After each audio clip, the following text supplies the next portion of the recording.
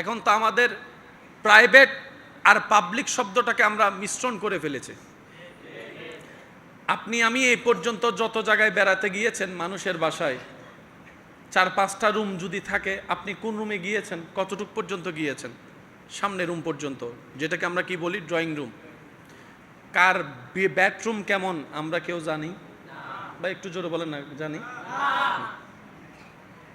কার বেডরুমের চাদর কি কেমন জানি? জানালা কয়টা আছে জানি? কতটুক অধপতন হলে আমরা এখন ব্লগের নাম দিয়ে বেডরুমের ভিডিও পর্যন্ত, এটাকে যদি উন্নতি বলা হয় তাহলে অবনতি কোনটা ভেবে দেখা দরকার। আমার ঘরের বেডরুম যদি সারা বিশ্ব দেখে তাহলে আমার প্রাইভেসি শব্দটা কই গেল? প্রাইভেট শব্দটা কই গেল? আমার ব্যক্তিত্ব শব্দটা কই গেল?